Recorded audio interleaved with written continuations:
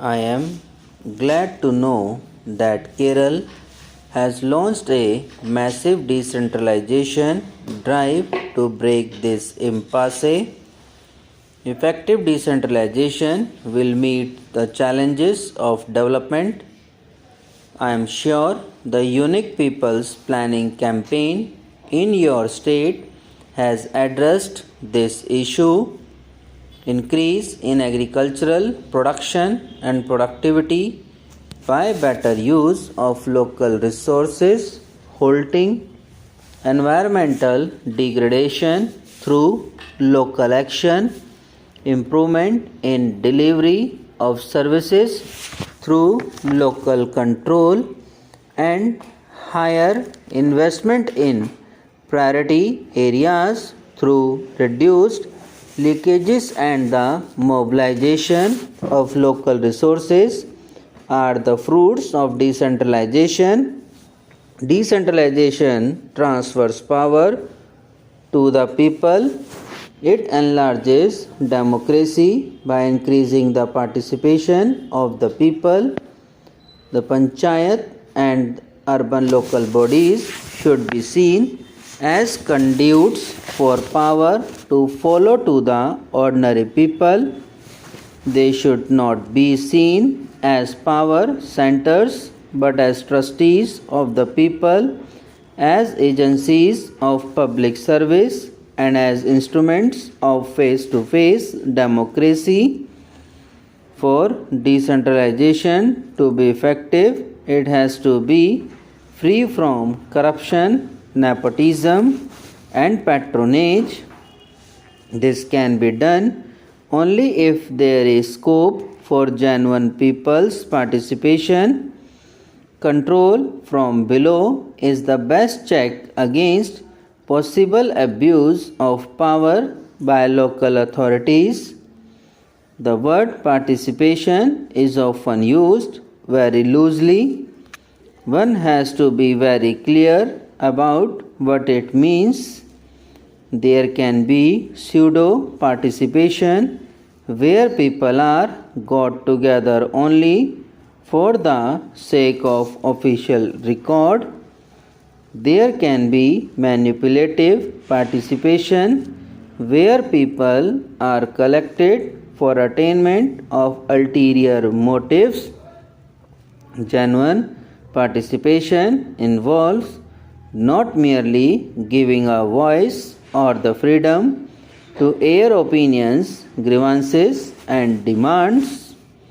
It involves the power of choice. That means people's right to decide what they want and their right to monitor the functioning of the government. The Gram Sabha, where all the electors got together, becomes a critical institution of democratic decentralization. However, there is a danger of the Gram Sabha degenerating into a body of approvers or an idle group of persons.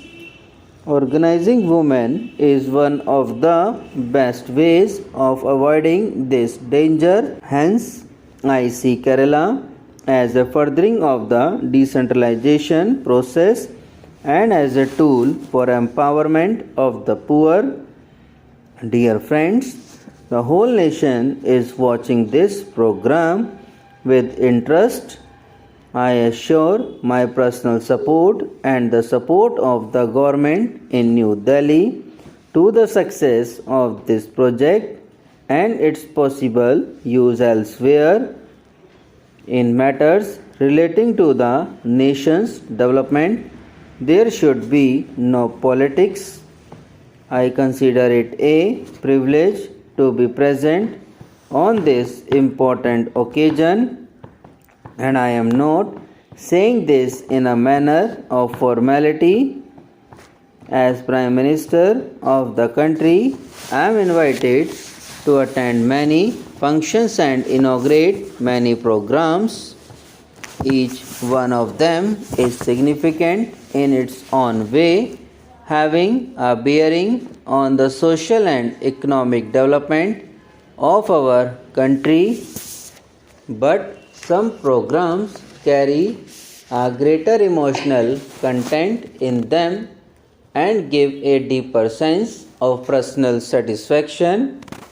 This is because any degree of success in these programs directly transforms itself into smile on a child's face, happiness in a suffering family, and a sense of accomplishment in the community. Today's program is one of them as I inaugurate the National Pilot Project for Early Intervention to prepare the mentally challenged persons to integrate with family and community. My heart is filled with the gratifying belief. It is the belief that here is a good deed where the government can indeed show that it has the ability to make a difference in the lives of the most neglected and marginalized section of our society. Independent India has seen many distortions in the development process, resulting in different kinds of inequalities in our society. These inequalities have pushed the poor and several other sections of our population to the margins of our national life. But when we look at the mentally challenged person deliberately as a more suitable substitute to the description mentally retarded, we find that they live on the margins of every section of society, including those that are themselves marginalized, barring happy exception. Mentally challenged persons live a life of exclusion as much in a rich community as in a poor community. With exclusion comes apathy and indifference and even callousness. This deepens the distress of those suffering from developmental disabilities. Here I would like to draw attention at an important difference between the treatment a mentally challenged person receives within their family and the community. Family is still a strong institution in India, even though it is coming under many negative pressures, especially in cities and towns. Values such as love and care are still fairly deep rooted in the family structure. Hence, mentally challenged persons receive affection and assistance in many families, but the same cannot be said about the community. The said erosion of a sense of caring and empathy in our community life is the most painful feature of present day social life in India. This lack of caring and sensitivity manifests itself most starkly in the treatment given to disabled. Subscribe now and press the bell icon. Never miss an update.